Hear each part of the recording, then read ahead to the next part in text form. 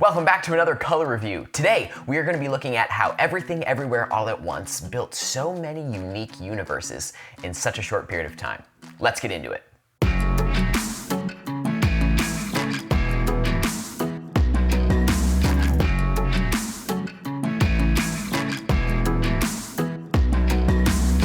The first universe we're going to be looking at is the IRS Universe. This also carries over into Evelyn's home life as well. And when talking about how they were creating this look, the wording that came up a lot was it was based on a Fuji print film look. Now, some of the characteristics that I tend to think of when it comes to a Fuji film print look is things like a little bit of a yellow bias in some of the areas, but also I think one of the most iconic elements tends to be the cyanish greens in the undertones. So let me see here as I kind of pull out some of the shadow elements here. You'll see that this has a little bit of a green tint to it. Let me find some other elements. Well, I guess his costume here is a little bit blue. But when you kind of compare the highlights versus the shadows in something like this, you can see some of those bluish greens start to show up. As we look towards the darker elements of the frame, we notice that the black gets quite dark, but it doesn't quite touch full black along the way. They do a nice job of making sure that the skin tones do still stand out in the world. Along with color separating the worlds, they also looked at texture. And so the two textures that we can think about is film grain and halation. Those were the two most commonly used in this film. So in this kind of Fuji look here, the grain that's being used, and you might not be able to tell this on the YouTube compression, is a very nice, refined 35mm style film grain. If we hop on over to the IRS, you'll see some of this Fuji look continue to come through. It's an emphasis on some of these kind of like yellow beige tones, and it's helped obviously by the character choices, the costumes that they're putting the characters in. But in the shadows, we're finding these cyan or green tones as we kind of look at some of those darker, more neutral elements. This isn't like a royal blue. Even though we do have some legit blues in the scene, that's not what the undertones of the scene look like. They're very much leaning into these green or cyan looks, which tends to be characteristic of a Fuji look. One of the essential elements of this IRS look and kind of the Fuji look that they've developed is how they treat reds. And this is especially, you can especially see this in the New Year's scene.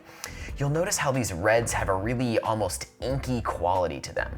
And this is a combination of art design, of course, but also in the grade, they've lowered the luminance of these reds. And I'll have a comparison for you a little bit further on. When it comes to building looks on your own projects, it so often feels like this is a difficult step to formulate. But to help with that, one of the things that I've produced is it's called the Simple Guide to Crafting Your Signature Look. It is you can get the PDF version for free. You'll find the link in the description. It walks through the big picture considerations you need to be thinking about on your film as you approach look building. The next style is the scenes where we're thinking of older memories, and what I just find so fascinating is how much detail is thrown away. Like, look at the shadows here. Look at how much little detail is captured there. We have a really elevated black point, like a really elevated one, and we just throw away a lot of detail in the shadows. And I actually have another image here. Like, look at all this. The cameras, I'm sure, captured way more detail than what is being shown here, but in color to give a feeling of where we're throwing it back to an older world or an older time. We can just get rid of that information.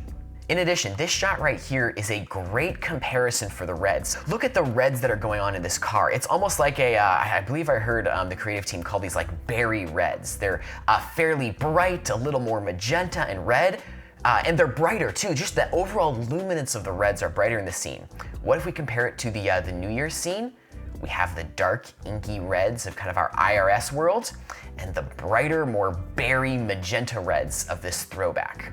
So the grain here is also much more present. It's far closer to maybe more like a 16mm emulation than the 35 of the Fuji IRS world.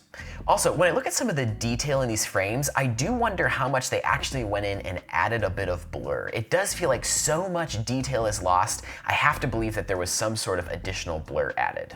Now, the hot dog finger world, I just absolutely love, and this shows you really how art design and color go hand in hand. They obviously lean into so many of these nice beige, slightly magenta tones. Even when we start to get into the shadows, right, they might have that little bit of a pink magenta hue. But you can't just do this in color. You also have to do this in the art design. So what colors are the costumes? The costumes do a wonderful job leaning into some of the magenta tones there. They also give us little splashes of color, right? Some of the we have some reds, we have some nice yellows in here. Overall, the contrast is sitting in a slightly more soft and gentle way. We can maybe even get a better comparison when we go to the, because they put a scene of this inside the laundromat. The skin tones are leaning, right, a little more magenta than they would have before. We have our beige tones of the costumes, but let's just do a little comparison here between this and the New Year's time frame. Do you see how they sprinkled in a lot more red elements? And I get that, that this scene is happening at night, so it's not a perfect one-to-one comparison. But the skin tones don't have as much yellow going on inside of them. We're allowing the contrast to feel a bit more soft, and the art design allows us to lean into some of those pink tones. Now, I just love this rock universe, and it's so simple, but what I love about it is it's one of the first times that we really jump outside of the Fuji look. This one is far closer to what I would consider Kodak blues. So if you ever hear someone talk about Kodak blues, it tends to be some of these colors here that we see in the sky. And if I kind of go to the shadows as well, you'll notice it. It's slightly more closer to that true blue look. In the highlights, we still have these really nice warm highlights. A lot of this is characteristic of a classic Kodak print film look. So if you're ever thinking about what does a Kodak print film look like, this is a pretty good way of looking at it. You'll notice along the horizon, we're getting a nice little bit of halation edging over there. I've always had a soft spot inside me for some of those Kodak blues, so this look gets me really excited. Along with the highlights, we just contrast it really nicely to some of these warm tones in the dirt. It's just a beautifully classic look here. To round out the last two major looks, in my opinion, we have a great little look at Raccacoonie, which is just the best name for any universe. I love how we get really nice present skin tones, but we're getting more of an emphasis on some of the true blues coming through.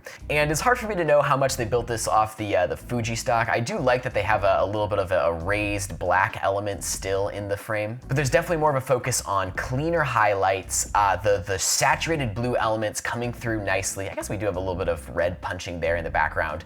And when we get kind of to the back kitchen area, there's definitely more of a blue bias, especially coming from the highlights. The shadows also are feeling a little bit cleaner compared to the IRS look. Finally, we have the Bagel temple here, and I'm not exactly sure what the proper name for it is. I feel like the look overall is pretty self-explanatory. It's a fairly desaturated, cool look that you're getting some of those cool elements coming through even in the shadows, like if I find kind of the bagel up here. It's definitely, it's a raised black point, but also cooler tones. I think my biggest takeaway from this is it's interesting to see how the skin tones are some of their most subdued compared to anywhere else in the film. I feel like this is where they show the most restraint when it comes to skin tones. Many other points of the film, those skin tones are really orange and punchy. We gain a bit more restraint in this scene. I think one of the reasons why this film resonated with so many of us is how much that random switching of worlds and scenes feels so strangely familiar to us. Sometimes it really does feel like we're living in a multiverse. I mean, just think of our experience on social media and the internet. We can go from watching an adorable, cute puppy video to the latest global tragedy in an instant with a flick of the thumb. But even while global tragedies are accessible to us within seconds, it is still worth fighting for the relationships and family around us, even if we are imperfect in how we do it. I love to see how purposeful color choices can be such a dramatic game changer in our experience of a story like this. Just a reminder, if you want to download that simple guide to finding your signature look, find the link in the description and you can get a copy of the PDF version for totally free. Also, for those of you who are in my AI for Creators class, I recently added a lesson in Chapter 4 talking about how we can use AI tools to help clarify our branding. If you're not part of the class, the link is in the description. If you want to join us, it's a great time and the reviews are awesome so far. All right, I'll see you in the next one.